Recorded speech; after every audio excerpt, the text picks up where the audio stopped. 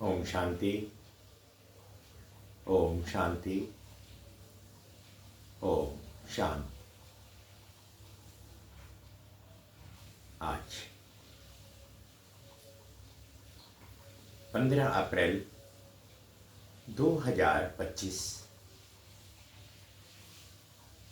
प्रातः मुरली। ओम शांति बात।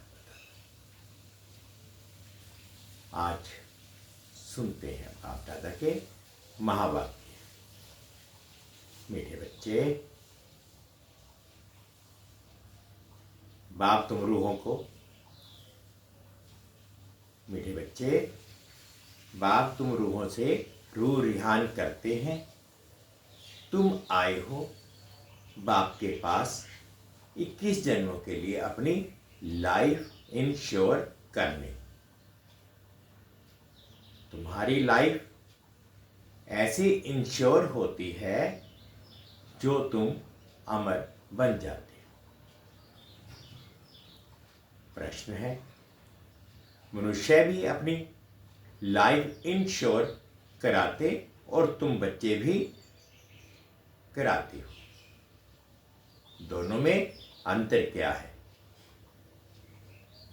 उत्तर में बाबा कहते हैं, मनुष्य अपनी लाइफ इंश्योर कराते कि मर जाए तो परिवार वालों को पैसा मिले।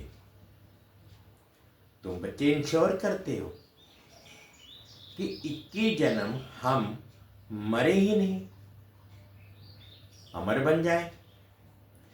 सतयुग में कोई इंश्योर कंपनियां होती नहीं। अभी तुम अपनी लाइफ इंश्योर कर देते हो, फिर कभी मरेंगे नहीं, ये खुशी रहनी चाहिए। बाबा कहते हैं, आजकल तो सभी लोग अपनी अपनी लाइफ का इंश्योर करते हैं कि मेरे मरने के बाद मेरे परिवार वालों को पैसा मिले। लेकिन तुम बच्चे, बाबा कहते तुम मेरे बच्चे हो, तुम करते हो इंश्योर 21 जन्मों के लिए, मरे ही नहीं, अमर बन जाए। तो आज की मुरली के संदर्भ में गीत आया है, ये कौन आज आया सवेरे सवेरे। ओम शांति। रूहानी बाप बैठ रूहानी बच्चों से रूह रिहान करते हैं। तुम बच्चे जानते हो, बाप हमको अभी 21 जन्म तो क्या 40-50 जन्मों को के लिए इंश्योर कर रहे हैं। वो लोग इंश्योर करते हैं कि मर जाए तो उनके परिवार को पैसा मिले। तुम इंश्योर करते हो 21 जन्मों के लिए, मरे ही नहीं, अमर बनाते हैं ना। तुम अमर थे, मूल वतन भी अमर लोक है, वहां मरने जीने की बात नहीं रहती, वो है आत्माओं का निवास स्थान। अब ये रूहान बाप अपने बच्चों से करते हैं और कोई से नहीं करते। जो रूह अपने को जानती है, बाबा कहते जो रूह अपने को जानती है उनसे ही बात करते हैं, बाकी और कोई बाप की भाषा को समझेंगे नहीं। प्रदर्शनी में इतने आते हैं, तुम्हारी भाषा समझते हैं क्या? कोई मुश्किल थोड़ा समझते हैं। तुमको भी समझाते समझाते कितने वर्ष हुए हैं, तो भी कितने थोड़े समझते हैं। है भी सेकंड में समझने की बात। हम आत्माएं जो पावन थी वही पतित बनी है, फिर हमको पावन बनना है। उसके लिए स्वीट फादर को याद करना है। उनसे स्वीट और कोई चीज होती नहीं। इस याद करने में ही माया के विघ्न पड़ते हैं। ये भी जानते हो कि बाबा हमको अमर बनाने आए हैं। पुरुषार्थ कर अमर बन, अमरपुरी का मालिक बनना है। अमर तो सब बनेंगे। सत्य को काहे ही जाता है अमर लोक, ये है मृत्यु लोक। ये अमर कथा है, ऐसे नहीं कि सिर्फ शंकर ने पार्वती को अमर कथा सुनाई। वह तो सब है भक्ति मार्ग की बातें।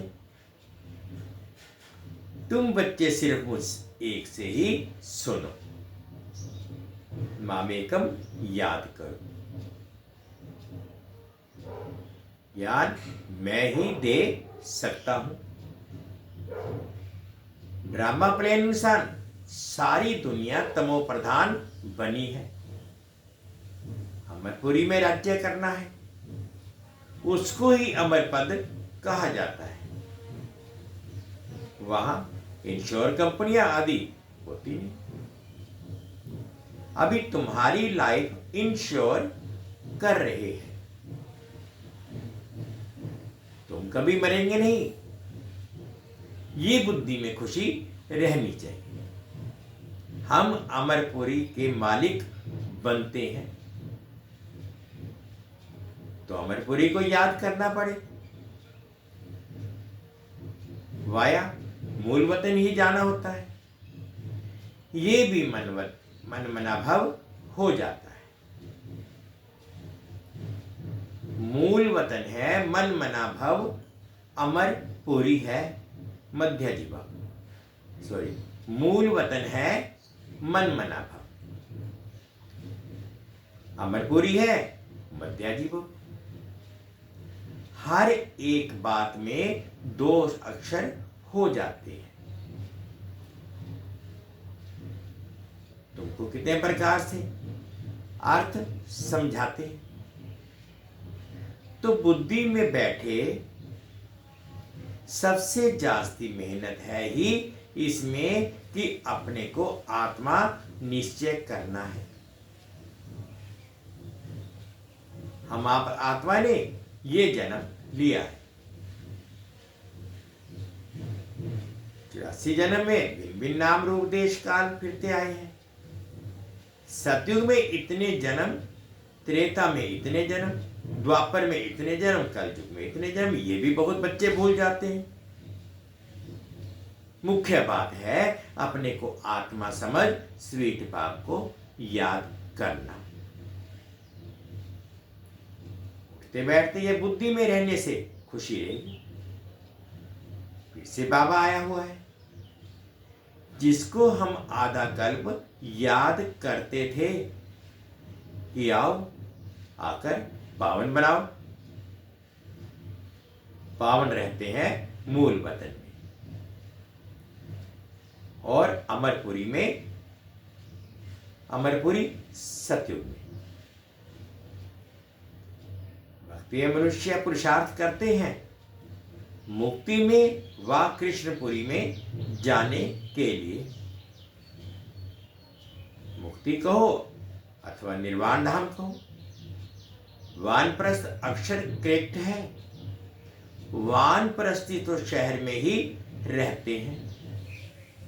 सन्यासी लोग तो घर बार छोड़ जंगल में जाते हैं। आजकल के वानप्रस्थियों में कोई दम नहीं। सन्यासी तो ब्रह्म को भगवान कह देते। ब्रह्म लोक नहीं कहते। अभी तुम समझते, बच्चे जानते हो पुनर्जन्म तो किसका भी बंद नहीं होता। अपना अपना पाठ सब बजाते हैं। आवागमन से कभी छूटना नहीं है। इस समय करोड़ों मनुष्य हैं और भी आते रहेंगे, पुनर्जन्म लेते रहेंगे। फिर फर्स्ट फ्लोर खाली होगा। मूल वतन है फर्स्ट फ्लोर, सूक्ष्म वतन है सेकंड फ्लोर, ये है थर्ड फ्लोर, अथवा इनको ग्राउंड फ्लोर कहो। दूसरा कोई फ्लोर है नहीं, वे समझते हैं स्टार्स में भी दुनिया है। ऐसे है नहीं, फर्स्ट फ्लोर में आत्माएं रहती हैं, बाकी मनुष्यों के लिए तो ये दुनिया है। तुम बेहद के वैरागी बच्चे हो, तुम्हें इस पुरानी दुनिया में रहते हुए भी इन आंखों से सब कुछ देखते हुए नहीं देखना है। ये है मुख्य पुरुषार्थ, क्योंकि ये सब खत्म हो जाएगा। ऐसे नहीं कि संसार बना ही नहीं है, बना हुआ है, परंतु उनसे वैराग्य हो जाता, अर्थात सारी पुरानी दुनिया से वैराग्य। भक्ति, ज्ञान और वैराग्य। भक्ति के बाद है ज्ञान, फिर भक्ति का वैराग्य हो जाता। बुद्धि से समझते हो कि ये पुरानी दुनिया है, ये हमारा अंतिम जन्म है, अभी सबको वापस जाना है। छोटे बच्चों को भी शिव बाबा की याद दिलानी है। उल्टे सुलटे खान पान आदि की कोई आदत नहीं डालनी चाहिए। छोटेपन से जैसी आदत डालो वैसी आदत पड़ जाती है। आजकल संग का दोष बड़ा गंदा है। संग तारे कुसंग बोरे, ये विषय सागर वेश्यालय है। सब तो एक ही परमपिता परमात्मा है, कोड़ीज्वन कहा जाता है। वे आकर सत्य बात समझाते हैं। बाप कहते हैं, हे रूहानी बच्चों, मैं तुम्हारा बाप तुमसे रू रिहान कर रहा हूं, मुझे तुम बुलाते हो ना। वही ज्ञान का सागर पतित पावन है, नई सृष्टि का रचयिता है, पुरानी सृष्टि का विनाश कराते। ये त्रिमूर्ति तो प्रसिद्ध है, ऊंच से ऊंच है शिव। अच्छा, फिर सूक्ष्म वतन में है ब्रह्मा विष्णु शंकर, उनका साक्षात्कार भी होता है, क्योंकि पवित्र है ना। उन्हों को चैतन्य में इन आंखों से देख नहीं सकते, बहुत नौदा भक्ति देख सकते हैं। समझो, कोई हनुमान का भक्त होगा तो उनका साक्षात्कार होगा। शिव के भक्त को तो झूठ बताया गया है कि परमात्मा अखंड ज्योति स्वरूप है। बाप कहते हैं, मैं तो इतनी छोटी बिंदी हूं। वे कहते अखंड ज्योति स्वरूप अर्जुन को दिखाया। उसने कहा, बस मैं सहन नहीं कर सकता हूं। उनको दीदार हुआ, तो ये गीता में लिखा हुआ है। मनुष्य समझते हैं अखंड ज्योति का साक्षात्कार हुआ। अब बाप कहते हैं, ये सब भक्ति मार्ग की बातें दिल खुश करने की हैं। मैं तो कहता ही नहीं हूं कि मैं अखंड ज्योति स्वरूप हूं। जैसे बिंदी मिसल तुम्हारी आत्मा है, वैसे मैं। जैसे तुम ड्रामा के बंधन में हो, वैसे मैं भी ड्रामा के बंधन में बांधा हुआ।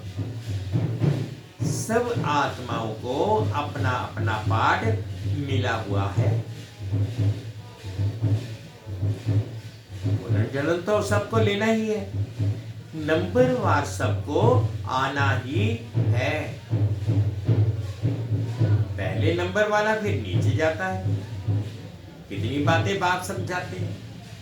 ये समझाया है कि सृष्टि रूपी चक्र फिरता रहता है। जैसे दिन के बाद रात आती है, वैसे कलयुग के बाद सतयुग, फिर त्रेता, फिर द्वापर, फिर कलयुग, फिर संगम युग आता है। संगम युग में ही बाप चेंज करते हैं।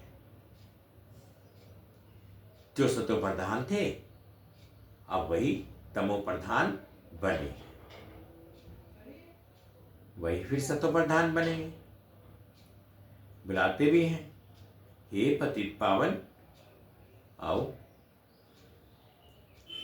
तो अब बाप कहते हैं मन मना भव, मैं आत्मा हूं, मुझे बाप को याद करना है। ये यथार्थ यदि कोई मुश्किल समझते हैं। हम आत्मा का बाप कितना मीठा है। आत्मा ही मीठी है ना, शरीर तो खत्म हो जाता है। फिर उनकी आत्मा को बुलाते हैं। प्यार तो आत्मा से ही होता है ना। संस्कार आत्मा में रहते हैं। आत्मा ही पढ़ती सुनती है, देह तो खत्म हो जाती है। मैं आत्मा अमर हूं, फिर तुम मेरे लिए रोते क्यों हो? ये तो देह अभिमान है। तुम्हारा देह में प्यार है, होना चाहिए। आत्मा में प्यार, अविनाशी चीज में प्यार होना चाहिए। विनाशी चीज में प्यार होने से ही लड़ते झगड़ते हैं। सतयुग में है देही अभिमानी, इसलिए खुशी से एक शरीर छोड़ दूसरा लेते हैं। रोटना पीटना कुछ भी नहीं होता। तुम बच्चों को अपनी आत्म अभिमानी अवस्था बनाने के लिए बहुत प्रैक्टिस करनी है। मैं आत्मा हूं, अपने भाई आत्मा को बाप का संदेश सुनाता। हमारा भाई इन ऑर्गन द्वारा सुनता है। ऐसी अवस्था जो बाप को याद करते रहो तो भी कर्म विनाश होते रहेंगे। खुद को भी आत्मा समझो, उनको भी आत्मा समझो, तब पक्की आदत हो जाए। ये है गुप्त मेहनत।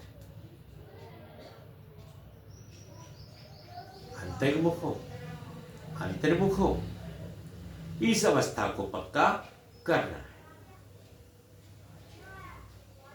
जितना समय निकाल सको उतना इसमें लगाओ। 8 घंटा तो धंधा आदि बंद करो, नींद भी करो, बाकी इसमें लगाओ। 8 घंटा तक पहुंचना है, तब तुमको बहुत खुशी रहेगी। पतित पावन बाप कहते हैं मुझे याद करो तो तुम्हारे विकर्म विनाश हो। ज्ञान तुमको अभी संगम पर मिलता है। बाबा कहते हैं ज्ञान तो तुमको अभी संगम पर ही मिलता है। महिमा तो सारी इस संगम युग की ही है, जबकि बाप बैठ तुमको ज्ञान समझाते। इसमें स्थूल कोई बात नहीं। ये जो तुम लिखते हो कि वे सब खत्म हो जाएंगे, नोट भी इसलिए करते हैं तो पॉइंट्स नोट होने से याद रहेगी। कोई की बुद्धि तीखी होती है तो बुद्धि में याद रहती है। नंबरवार तो है ना। मुख्य बात है बाप को याद करना है, कोई विकर्म नहीं करना है। गृहस्थ व्यवहार में भी रहना है, पवित्र भी जरूर बनना है। कई गंदे ख्यालात वाले बच्चे समझते हैं कि हमको ये फलानी बहुत अच्छी लगती है, इनसे हम गंधर्वी विवाह कर लें।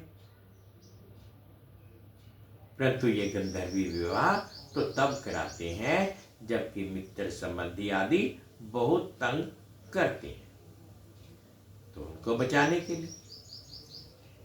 ऐसे थोड़े ही सब कहेंगे कि हम गंधर्वी विवाह करेंगे, वह कभी रह नहीं सकेंगे, पहले दिन ही जाकर गटर में पड़ेंगे, नाम रूप में दिल लग जाती है। ये तो बड़ी खराबी वाली बात है। गंधर्वी विवाह करना कोई मासी का घर नहीं है। एक दो से दिल लगी तो कह देते गंधर्वी विवाह करें।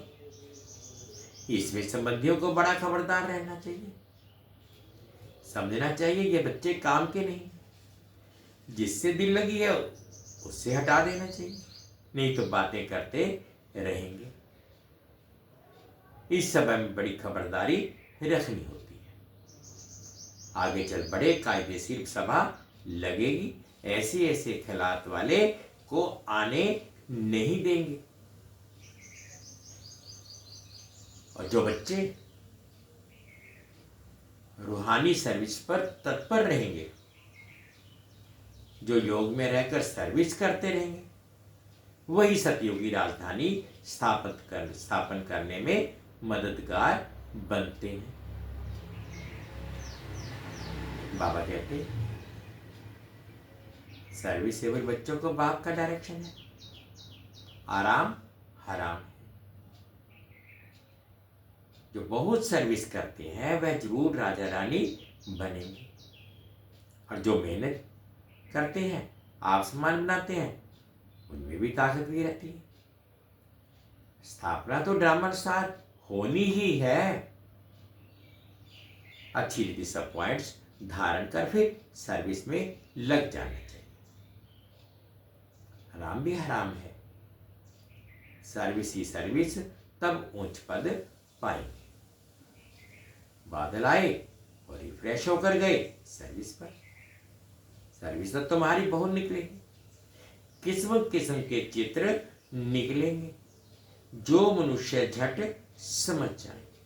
ये चित्र आदि भी इम्प्रूव होते जाएंगे।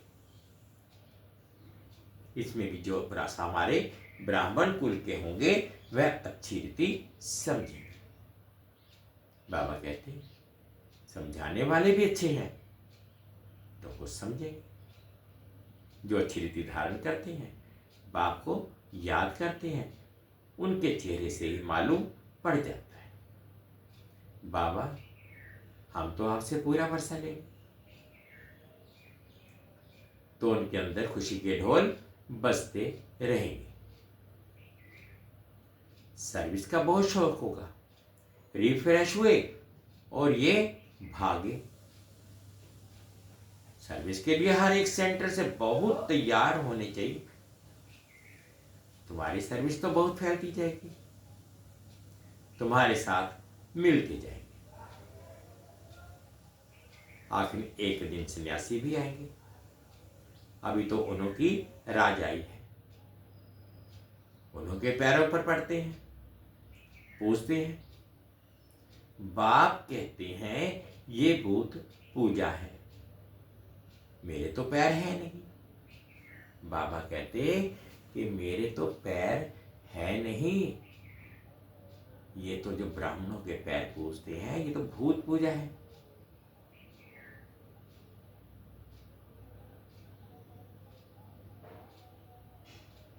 इसलिए पूजने भी नहीं देंगे। मैंने तो ये तन लोन लिया है, इसलिए इनको भाग्यशाली रथ कहा जाता है। इस समय तुम बच्चे बहुत सौभाग्यशाली हो, क्योंकि तुम यहां ईश्वरीय संतान हो। गायन भी है, आत्माएं परमात्मा अलग रहे बहुकाल,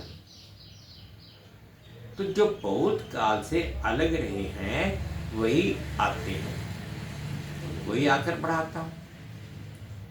श्री कृष्ण का ये अंतिम जन्म है, इसलिए नाम भी इस एक का श्याम सुंदर पड़ा है।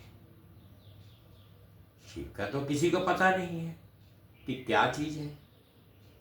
ये बात बाप ही आकर समझाते हैं। मैं हूं परम आत्मा, परम धाम में रहने वाला हूं। तुम भी वहां के रहने वाले हो। मैं सुप्रीम पतित पावन हूं। तुम अभी ईश्वरीय बुद्धि वाले बने हो। ईश्वर की बुद्धि में जो ज्ञान है वे तुमको सुना रहे हैं। सतयुग में भक्ति की बात नहीं होती, ये ज्ञान तुमको अभी मिल रहा है।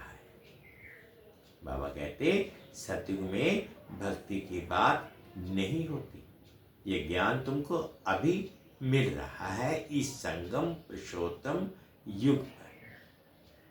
अच्छा, मीठे मीठे से खिलते बच्चों प्रति माता पिता बाप दादा का याद प्यार और गुड मॉर्निंग। रूहानी बाप की रूहानी बच्चों को नमस्ते। हम रूहानी बच्चों की रूहानी माता पिता बाप दादाजी को याद प्यार गुड मॉर्निंग और प्यार भरी नमस्ते। ओम शांति, ओम शांति। शुक्रिया बाबा, शुक्रिया।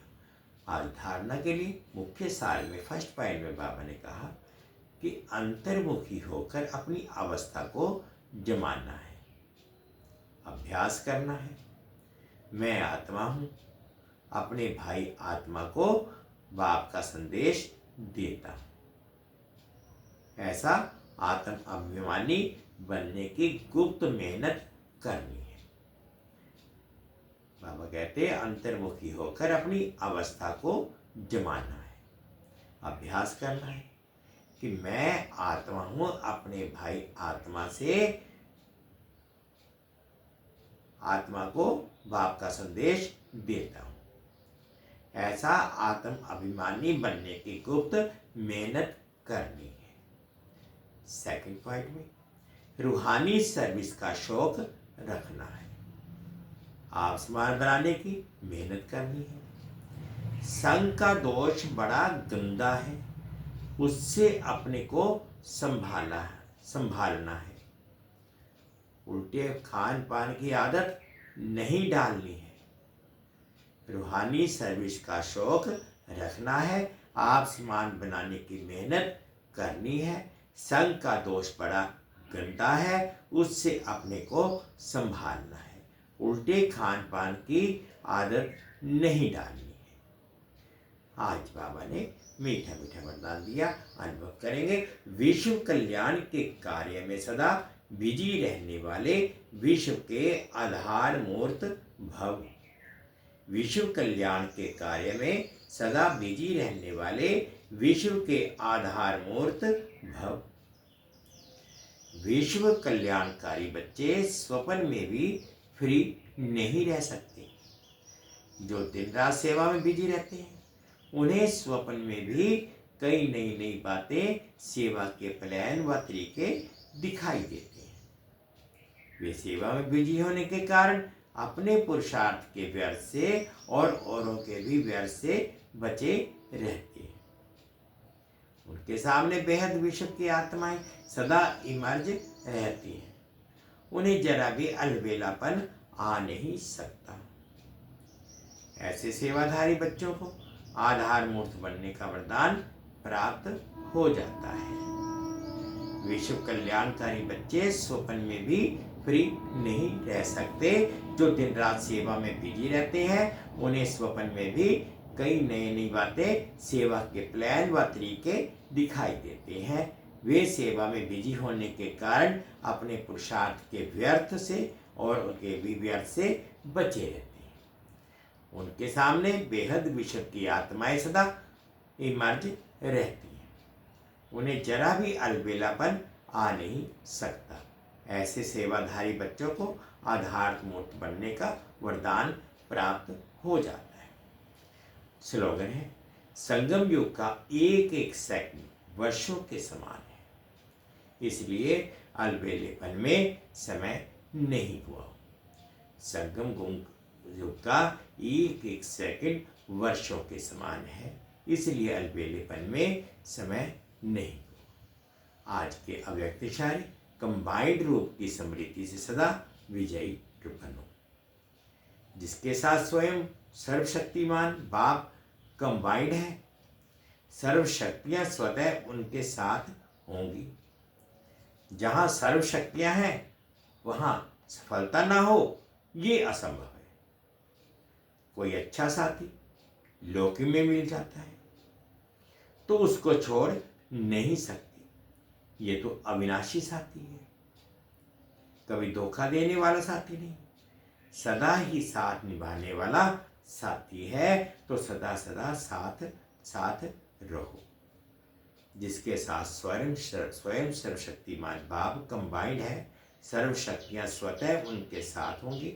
जहाँ सर्वशक्तियां हैं वहाँ सफलता ना हो, ये असंभव है। कोई अच्छा साथी लौकिक में भी मिल जाता है तो उसको छोड़ नहीं सकते। ये तो अविनाशी साथी है, कभी धोखा देने वाला साथी नहीं है, साथ सदा ही साथ निभाने वाला साथी है। तो सदा साथ साथ रहो। ओम शांति। मीठे बच्चे, तुम बाप, तुम रूहों से रूह ध्यान करते हैं। तुम आए हो बाप के पास 21 जन्मों के लिए अपनी लाइफ इंश्योर करने। तुम्हारी लाइफ ऐसी इंश्योर होती है जो तुम अमर बन जाते हो। ओम शांति। ओम शांति।